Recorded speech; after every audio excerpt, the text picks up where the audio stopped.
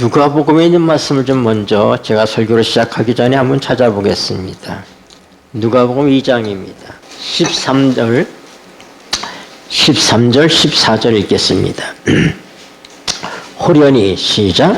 호련히 허다한 천군이 그 천사와 함께 있어 하나님을 찬송하여 가로되 지극히 높은 곳에서는 하나님께 영광이요 땅에서는 기뻐하심을 입은 사람들 중에 평화로다 하니라. 아멘.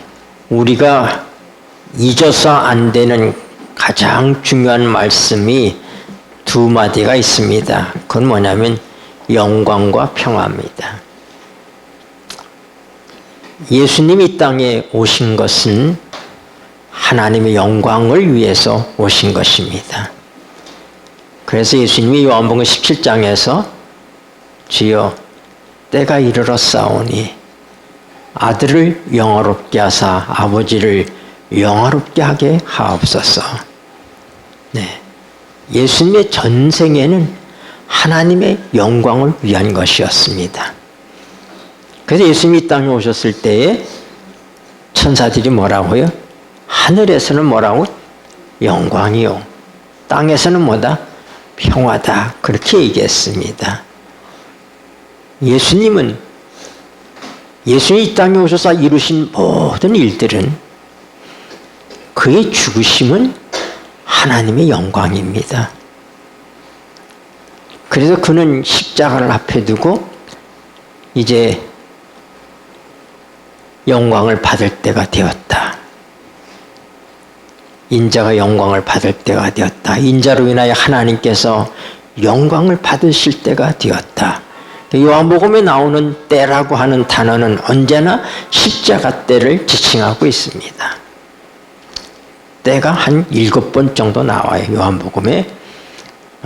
마리아가 가나의 혼인잔치에서 포도즙이 떨어졌다고 그러니까 여자여 나와 무슨 상관이 있나이까 내 때가 이르지 아니하였나이다 하고 때를 얘기합니다. 근데 드디어 때가 이르렀사오니 하고 말씀하시잖아요. 그게 언제?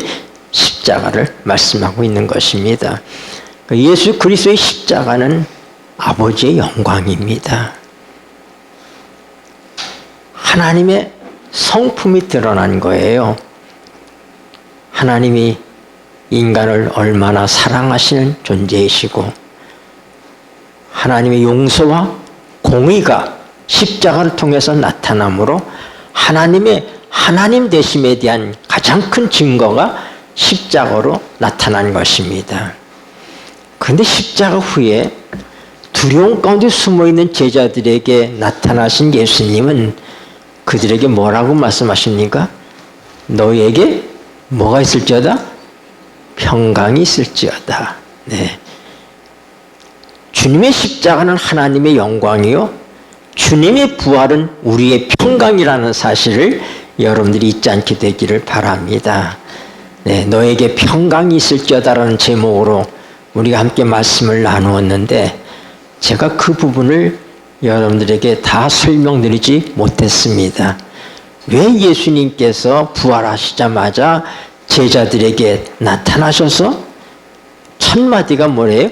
너에게 평강이 있을지어다. 네. 우리의 평강은 주님의 부활과 관련이 있습니다. 우리의 모든 근심과 걱정과 두려움은 주님의 부활이 이 모든 문제를 해결했다는 사실을 알게 되시기를 바랍니다. 왜요? 그가 숨을 내쉬며 가라사대 성령을 받으라 얘기하시잖아요. 여러분, 진정한 평강은 성령을 받은 자의 삶 속에 이루어지는 결과입니다. 우리가 아는 것처럼 예수님이 부활하셨기 때문에 성령은 우리에게 오시게 되시는 것입니다. 그분이 영광을 받으셨기 때문에 오순절날 그분이 대관식을 하셨기 때문에 그는 약속하신 아버지가 약속하신 그 성령을 아버지께로부터 받아서 우리에게 보내주심으로 어떻게 해요?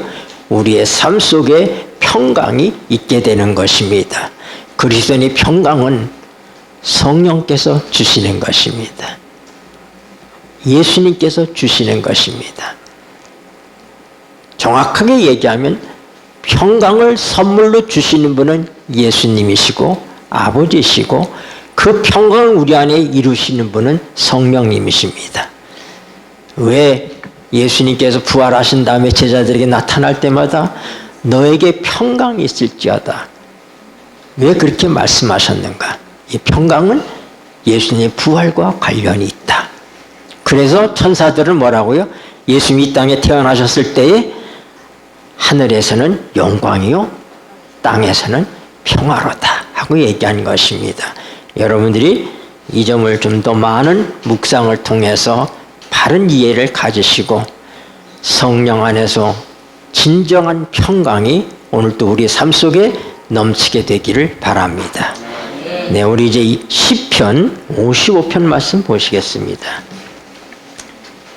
12절부터 14절까지 같이 읽겠습니다. 나를 읽겠습니다. 시작. 나를 책망한 자가 원수가 아니라 원수일진데 내가 참았으리라. 나를 대하여 자기를 높이는 자가 나를 미워하는 자가 아니라 미워하는 자일진데 내가 그를 피하여 숨었으리라. 그가 곧 너로다. 나의 동료, 나의 동무요, 나의 가까운 친으로다. 우리와 같이 재미롭게 의논하며 무리와 함께하여 하나님의 집 안에서 다녔도다. 꽤 오래전에 제 기억에 TV에 아주 엽기적인 그런 사건이 보도됐습니다. 한 아들이 자기 친아버지를 잔인하게 살해했습니다. 근데 그 이유가 뭐냐면 그 아버지는 늘 이 작은 아들을 큰 아들과 비교하면서 못난 놈 늘 그렇게 했습니다. 이것이 응어리가 지어서 그는 군대도 갔다 오고 명문대학교에 그는 그 공학과에 명문대학 그 산업공학과에 재학 중인 그런 학생이었습니다. 근데 그가 아주 계획적으로 준비해서 아버지를 잔인하게 살해했습니다. 무엇 때문에요? 늘 두 아들을 비교하며 큰아들이 아마 월등했던 것 같아요. 그러니까 큰아들을 칭찬하고 이 작은 아들은 이 못난 놈 뭐 이런 식으로다가 한 그것에 상처를 받아서 그 아버지에 대한 적개심을 가지고 아버지를 엽기적으로 살해한 사건입니다. 여러분, 사단이 사용하는 가장 치명적이고 그리고 우리 모두를 넘어뜨리는 방법이 뭐냐? 그것은 우리와 우리 사이를 이간시키고 우리의 감정을 자극해서 손해보는 것처럼 생각하고 우리를 실족하게 하는 것입니다. 여러분, 변호사들이 얘기하는데 아주 도덕적으로 가장 부도덕하고 정말 끔찍한 일이 어디서 벌어지느냐? 이혼 법정에서 벌어진다는 거예요. 다윗은 얘기합니다. 나를 해한 사람이 원수였으면 차라리 내가 괜찮았겠다. 나를 해한 사람이 나에게 상처를 입히고 내게 말할 수 없는 그런 치명적인 해를 가한 존재가 나의 동료였다. 나의 동무였다. 나와 같이 재밌게 지내던 그런 존재였다. 여러분, 우리가 어떤 때 상처를 가장 많이 받냐면은 가장 친한 사람, 가장 믿었던 사람으로부터 배반을 당한다거나 그들로부터 우리가 어떤 일을 겪게 될 때에 상처를 받는 것입니다. 그래서 서로 사랑해서 결혼했던 부부 사이에 신뢰가 깨지고 이혼에 이르게 되면은 변호사들이 얘기할 때 그 장면이 언제는 다 부부로서 그렇게 살았던 그 사람들이 갈라지는 그 순간에는 정말로 눈꼴 사나움, 듣기 힘든 그런 것들을 볼 수 있다고 그렇게 말합니다. 사단의 전략은 우리를 시험에 빠뜨리는 일에 있어서 멀리 있는 사람들을 가지고 하지 않습니다. 사단은 우리의 가까운 사람들을 통해서 우리를 실족시키려고 노력합니다. 그래서 우리 주님께서는 이 실족하는 일에 대해서 우리에게 권면을 해 주십니다. 뭐라고요? 실족하는 일이 없을 수는 없다. 누가복음 17장 1절입니다. 예수께서 읽겠습니다. 시작. 예수께서 제자들에게 이르시되 실족케 하는 것이 없을 수는 없으나 있게 하는 자에게는 화로다.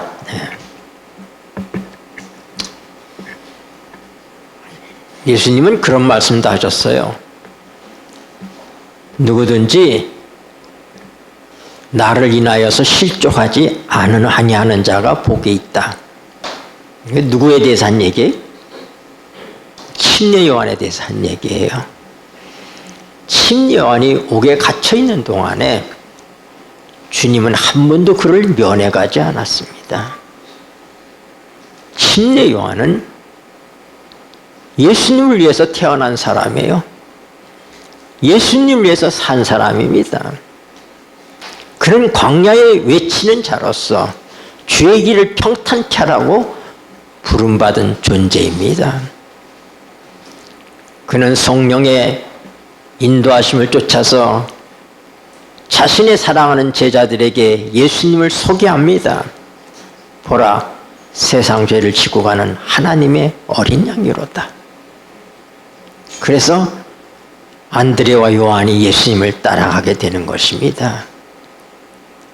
그리고 요한은 자기 형제 야고보를, 안드레는 베드로를 예수님께 인도하여서 제자가 됩니다. 근데 그가 감옥에 갇혔어요.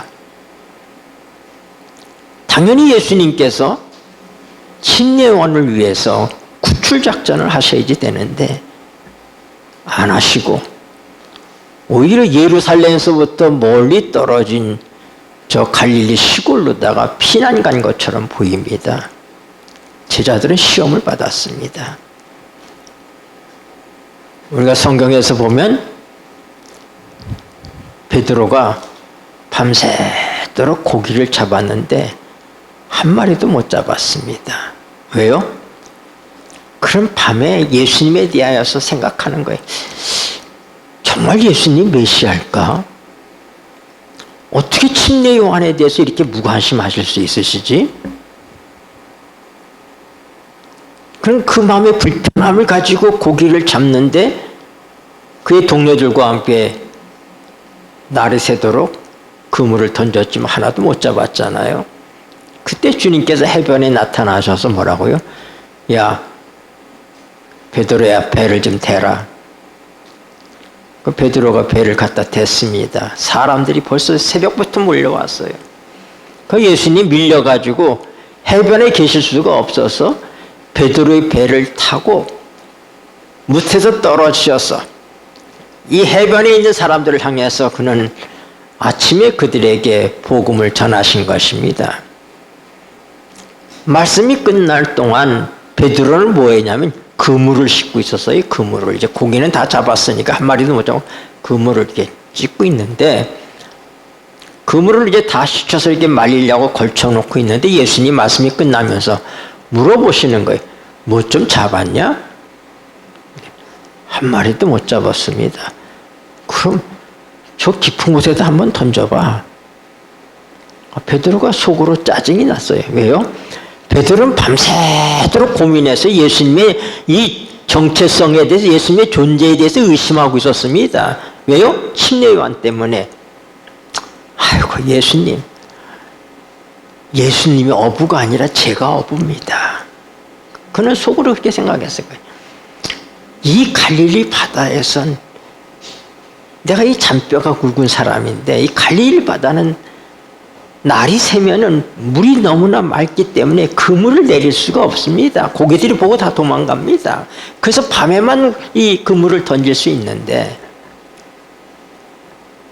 그리고 식히려면 그물 식기 전에 식히든지 그물 다시 쳐놓으니까 이런 불평스러운 마음을. 그래서 뭐예요? 주여, 우리가 밤새도록 화탕쳤지만 주께서 말씀하시니 한번 그물을 내려보겠습니다. 화탕칠 것 뻔히 알면서 그래도 선생님이 말씀하시니까 한번 내려보겠습니다 하고 그물을 내렸더니 어떻게 해요? 꿈쩍도 안 하는 거예요. 그물이 고기가 가득하게 잡혔어요.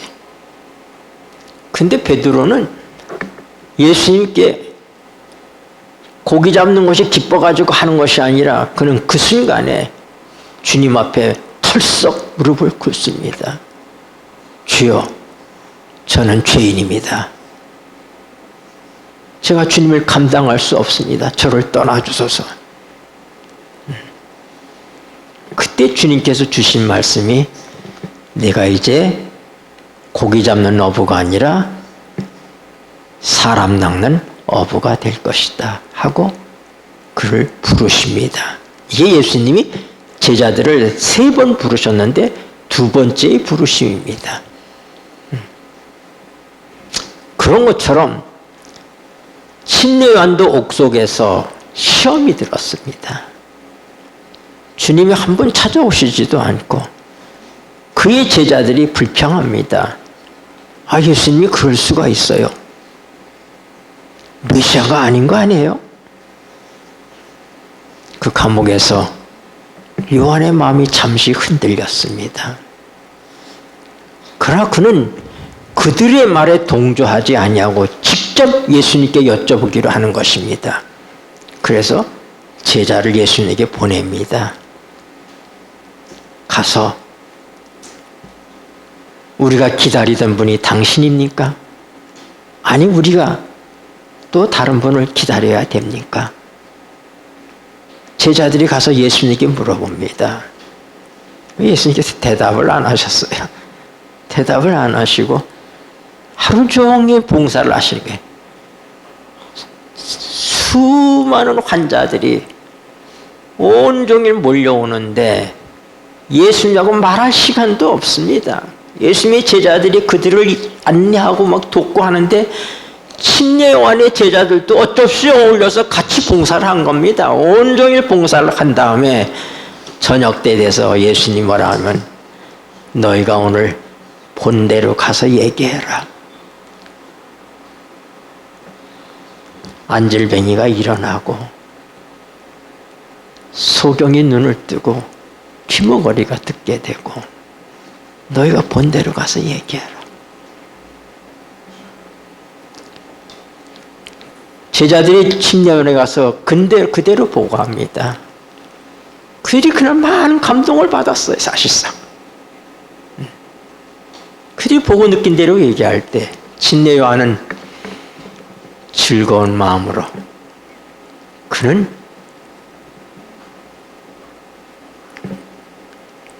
헤롯에 의해서 목뱀을 당하는 그 순간까지 그는 즐거운 마음으로 그의 생을 마치게 되는 것입니다. 그들을 보내고 난 다음에 주님께서 하신 말씀이, 누구든지 나로 인하여 실족하지 않는 자가 복이 있도다, 그렇게 말씀했습니다. 여러분, 침례 요한도 실족할 뻔했습니다. 누구 때문에요? 예수님 때문에.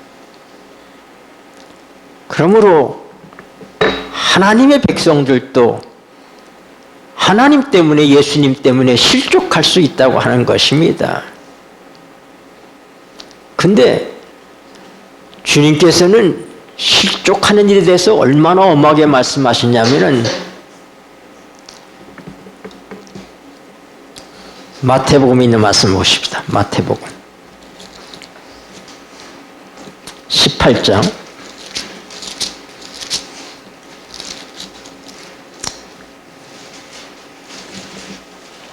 6절입니다. 누구든지 읽겠습니다. 시작.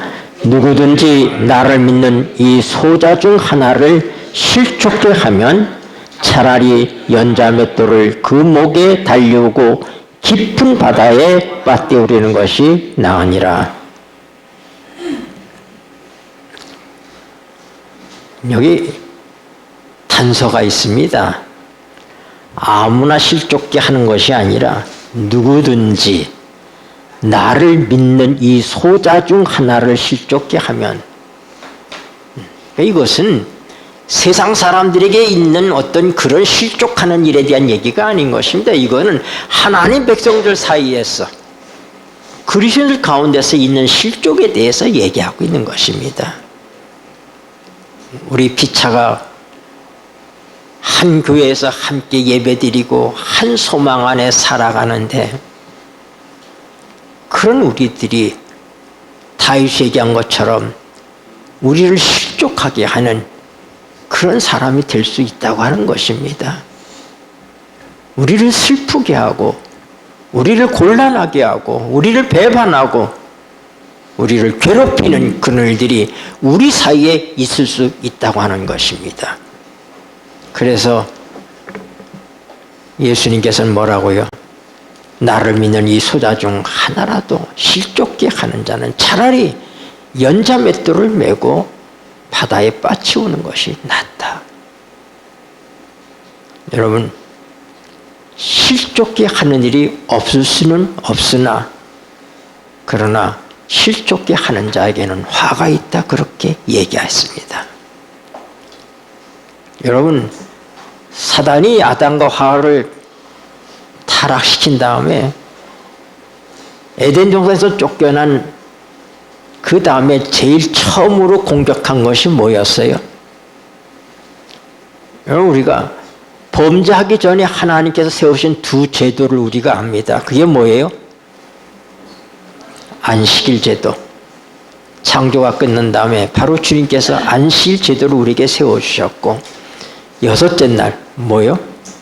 안식일보다 앞서서 가정을 우리에게 주셨어요. 가정 제도를 주셨어요. 네. 근데 사단은 인간이 타락한 다음에 아담과 하와의 가정을 공격합니다. 무슨 사건이 있어요? 네. 실족하는 일에는 두 가지가 있어요. 하나는 정말로 실족할 만한 일을 겪었기 때문에 실족하는 경우가 있습니다. 두 번째는 자기 스스로가 오해해서, 자기 스스로의 오해에 따라서 그래서 스스로 실족하는 경우가 있습니다. 여러분, 가인과 아벨이 각각 제사를 드렸는데 하나님께서 아벨의 제사는 받으시고 가인의 제사는 받지 않으셨습니다. 그 아주 분했습니다. 왜요? 둘 다 안 받아줬으면 안 분할 겁니다. 그렇죠? 근데 아벨의 제사는 받아주시고 자기 건 안 받아주셨단 말이에요. 자기는 아주 자기 생각에 최고로 정성스럽게 제사를 드렸어요. 제사는 자기 생각대로 드리는 게 아닙니다. 제사는 하나님께서 세우신 제도예요. 제사는 어떻게 하늘과 땅이 다시 회복될 수 있는지를 보여주는 게 바로 그 제사입니다.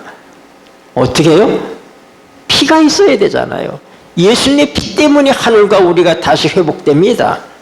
그걸 제사하라고 그랬는데, 가인은 그걸 무시하고 자기가 열심히 농사진 것, 정성껏 농사진 것, 자기의 성의를 하나님께 보여서 하나님 앞에 제사를 드리고 받아주시길 바라는 거예요. 그가 아무렇게나 제사를 드린 게 아니라 자기 생각에 최선으로 자기가 농사진 것 가운데 최고로 극상품의 것들을 하나님께 드렸는데 하나님이 받아주시지 않는 거예요. 그건 뭐예요? 그 스스로 억울하다고 생각을 했어요. 분했습니다. 그래서 우리가 성경에 보면 하나님께서 가인에게 얘기합니다. 네가 왜 분하게 여기느냐? 내 속에 죄가 있다. 너는 그 죄를 다스릴지니라 하고 얘기했어요. 근데 그러고 난 다음에 뭐냐면은 가인이 아벨에게 고하니라. 하소연한 거예요. 가인이. 아벨은 누구니까? 자기 동생이니까. 자기 편견하고 생각을 했어요. 그래서 지금 하나님과 좀 불편한 겁니다. 그는 참으로 왜 하나님 앞에 불편해졌을까요?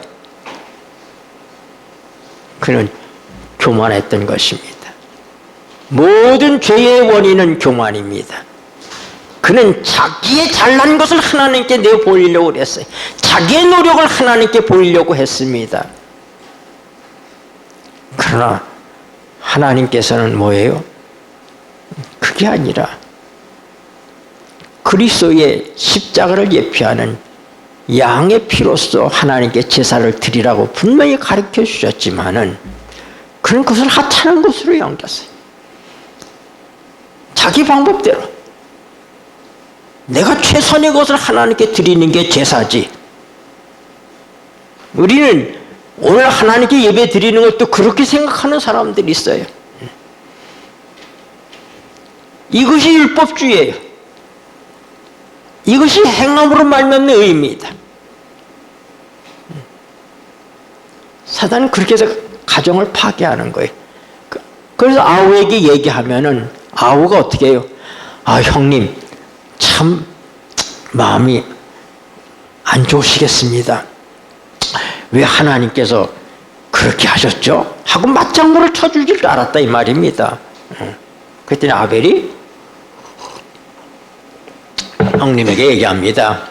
형님, 제사는 우리의 정성을 하나님께 드리는 게 아니라 우리가 구속받는 것은 예수님이 십자가에 죽으시는 그 피 때문에 구속받기 때문에 피로써 제사를 드리라고 하나님께서 우리에게 지시하셨습니다. 형님 그렇게 하시지요. 다시 제사를 드리자. 뭐 이렇게 얘기했을 거예요. 그런데 죄는 교만해요. 이 가인의 마음이 교만해 있었기 때문에 동생의 말을 듣지 않고 뭐예요? 이놈 봐라. 형을 가르치려고 그래? 그래서 그가 분해가지고 어떻게 했다고요? 동생을 죽여버렸어요. 여러분, 누가 이런 일을 만들어냅니까? 누가 이렇게 공격해서 가정을 파괴합니까? 사단이요. 한국도 그렇지만 미국은 매일마다가 가족을 살인하는 살인사건이 매일마다 하루도 빠짐없이 매스컴에 나옵니다. 이 마지막 때에 사단은 우리를 넘어뜨리는 일을 위해서, 우리를 실족시키는 일을 위해서 뭐예요? 우리와 가장 가까운 우리의 가정을 공격하고 우리의 가까운 사람들을 공격한다고 하는 것입니다. 여러분, 가인이 한 실수는 뭐냐면 그가 잘못했을지라도 자신을 바르게 볼 줄 알았어야지 돼요. 근데 어떤 사람이 자신을 바로 보지 못하느냐? 교만한 사람은 절대 자기를 바르게 볼 수가 없습니다. 다른 사람의 말을 듣지도 않습니다. 하나님의 말씀도 귀에 안 들립니다. 분한 것만 가득 차요. 어떤 사람이 실족할 일이 생겼습니다. 누군가로부터 대단한 비난을 받고 어려움을 겪었습니다. 한 동료가 찾아와서 얘기합니다. 아, 집사님, 참 마음이 안 좋으시겠어요. 근데 그거 뭐라고 하냐면 아닙니다. 괜찮습니다. 그렇게 얘기해요. 왜요? 여러분, 여자가 나이가 들어갈수록 늘어가는 기술이 있습니다. 그게 뭔 줄 아세요? 화장술입니다. 제가 목회하던 교회에 있을 때 고등학교 3학년 아이들이 이제 겨울방학이 되면 이제 성인이 되지 않습니까? 이제 화장을 하고 오는데 나는 미일한 줄 알았어요. 그냥 얼굴을 막 하얗게 떡지로 덮고 나옵니다. 깜짝 놀랐어요. 화장 안 해도 젊을 때는 이쁩니다. 그러니 나이가 들면 얼굴에 잡티가 생기고 주름도 생기니까 어떻게 돼요? 화장을 하게 되는 거예요. 그냥 감추기 위해서. 네. 근데 신앙의 연조가 깊어지면 사람이 변하는 게 아니라 영적인 화장술이 늘어갑니다. 그래서 화를 잘 안 내려고 그러고 누가 싫은 소리 해도 좋게 받아들이고, 그러나 속은 분하고 마음 자체가 변해 있는 것이 아닙니다. 감추고 있는 거예요. 사람들은 괜찮습니다. 아무렇지도 않습니다. 그러나 속에서는 그냥 말할 수 없는 분노가 끓고 있는 것입니다. 여러분, 그러면서도 그는 뭐라고요? 자기가 잘했다고 생각하고, 내가 잘 참았다. 내가 그 사람한테 그렇게 잘 얘기했네. 그러면서 자기 스스로를 속입니다. 자기가 그렇게 변화된 것처럼, 그것이 자기 인격인 것처럼 그렇게 자신을 속여요. 이런 눈멍 상태에 우리가 있습니다. 이것이 라우디 교회에 보내는 기별에 우리가 안약을 사서 눈에 넣으라고 하는 이유예요. 네. 하나님의 성령께서 우리를 살펴주시지 아니하면 우리를 알 수가 없습니다. 가인이 하나님께서 오셔서 네가 왜 이렇게 분하게 하느냐? 네 속에 죄가 꿈틀거리는데 너 그 죄를 다스려야 되겠다. 그걸 겸손하게 받아들였어야지 돼. 그걸 거절했어요. 그는 그 자신을 볼 수가 없었어요. 그건 자신에 매몰돼 버린 것입니다. 자기 생각대로 하나님과 싸우는 거예요. 그리고 그 싸움에 동생을 끌어들였더니 동생이 하나님의 편인 거예요. 그래서 어떻게 했어요? 죽여버린 거예요.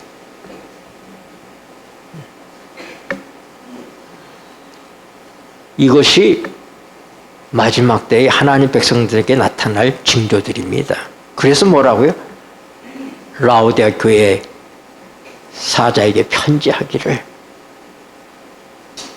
네가 부자라고 그러는데 넌 부자 아니야. 너는 헐벗었어. 너는 벗었어. 그러니까 어떻게 하라고요? 금을 사서 너를 부욕케 하고 흰 옷을 입고 눈에 안약을 넣으라고 얘기합니다. 여러분, 우리가 금을 얘기할 때 14K, 18K, 24K 그렇게 얘기하잖아요. 그렇죠? 금은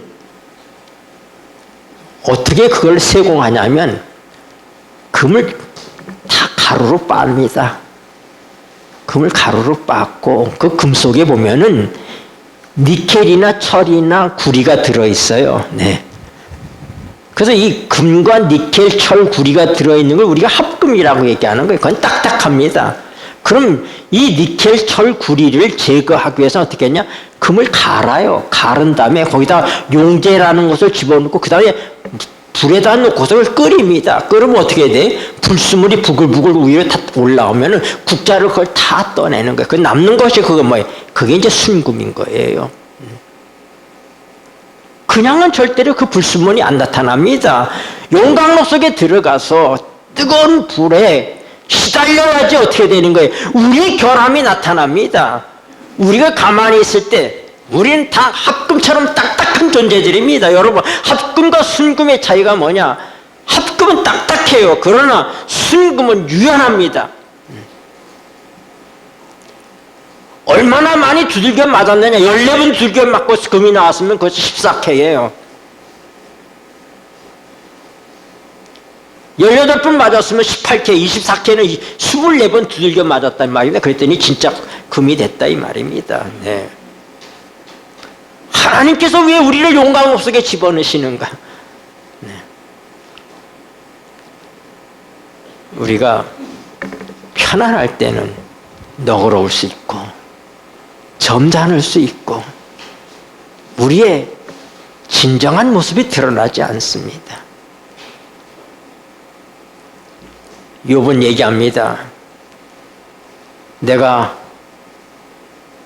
우편으로 가나 하나님은 좌편에 계신 것 같고, 내가 앞으로 가면 하나님은 뒤에 계신 것 같고, 내가 하나님을 만날 수가 없다.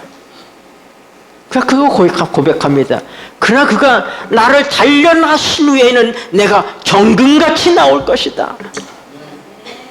욥을 단련하듯이 하나님께서 우리를 단련하십니다. 욥은 훌륭한 하나님의 사람이었지만은 그러나 그는 하나님의 단련 속에서부터 그는 더 많은 것들을, 더 자신의 부족함이 어떤 것들을 깨닫게 됩니다. 여러분, 하나님께서 우리에게 금을 사라고 말씀하시는 것은 바로 뭐냐면 우리가 금처럼 돼야 된다 이 말입니다. 그러기 위해서 어떻게 돼? 고난의 풀무불이 우리에게 필요하다는 사실입니다. 구리와 니켈과 철 이런 합금들이 뜨거운 불 속에서부터 나타나게 되는 거예요. 그전에는 내 속에 이런 것이 있는 줄을 몰랐던 것입니다. 시간이 다 돼서 제가 준비한 설교를 많이 못하겠습니다. 제가 여기 적은 글 하나를 읽어드리겠습니다. 지나온 내 인생에서 전에는 결코 겪어보지 못했던 시험에 놓였던 때가 있었다. 나는 내게 아주 가까운 사람들에게 무례하였고 가혹하게 대했었다. 가족과 친구들마저도 나를 멀리하려고 하였다. 나는 주님께 울부짖으며 기도하였다. 이 모든 분노의 마음이 어디에서 나오는 것입니까? 전에는 없었는데요. 주님께서 응답하셨다.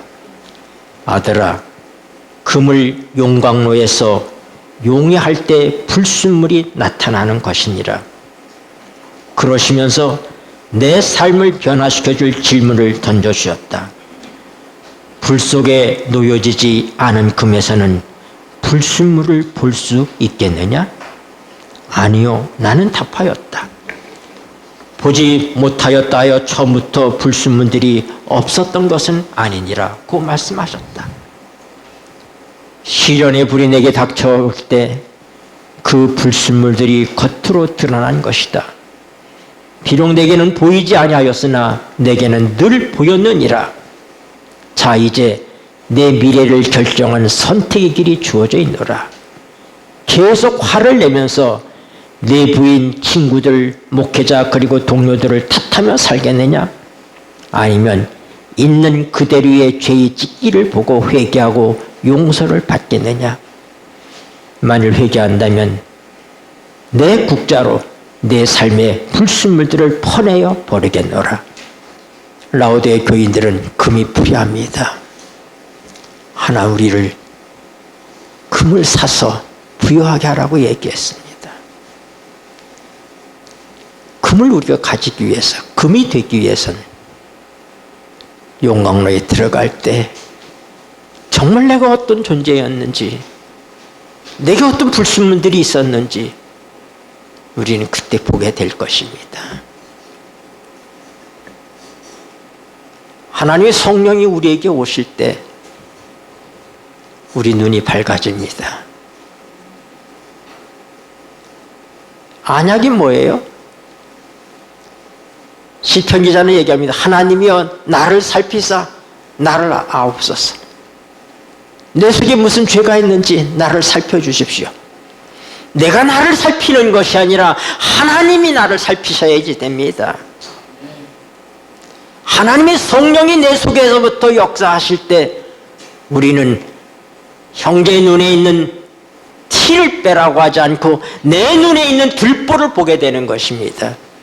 이것이 안약입니다. 라오디아 교인들은 성령 없이 영적인 삶을 살려고 노력하고 그리스도를 문 밖에 세워두고 그리스도인의 삶을 살려고 하는 사람들이 라오디아 교인들의 모습인 것입니다. 오늘 우리는 이 말씀들을 통해서 우리 속에 나타나는 전에 몰랐던 그런 여러 가지 우리 이 삶의 찌꺼기들, 내 품성의 찌꺼기들, 이 모든 것들 여러분 화내고 원망하고 남에게 떠넘기지 마시고 하나님 이게 제 모습입니다. 하나님 보게 해주셔서 감사합니다. 주님의 국자로 떠내주십시오. 주님의 손으로 제 이 모든 것들을 제거해 주십시오. 주께서 단련하신 후에 내가 정금같이 나오리라. 이 과정은 우리 모두에게 필수 과정이라는 사실을 생각하시고 여러분 그렇게 된 사람은 다른 사람을 실족게 할 수가 없습니다. 우리는 실족해서도 안 되고 남을 실족하게 해서도 안 됩니다. 기도하시겠습니다. 고마우신 하늘아버지, 우리를 순금으로 만드시는 하나님, 주님이 준비하신 용광로 속에서 우리의 진정한 삶의 찌꺼기들을 보게 해주시고 그것 때문에 절망하고 불평하기 전에 하나님께 감사하고 하나님의 국자로 이 모든 것들을 떠내주시라고 그렇게 간구하고 그래서 주님의 손에 의해서 순금이 되어짐으로 딱딱한 합금이 아닌 연한 금이 되어서 우리가 서로 형제와 형제 사이에 참으로 부드럽고 아름다운 연합과 사랑을 이루는 주의 참다운 자녀들로 살아가도록 성령 하나님 우리와 함께 계셔 주시옵소서. 우리 구주 예수 그리스도 이름으로 간절히 기도드리옵나이다. 아멘.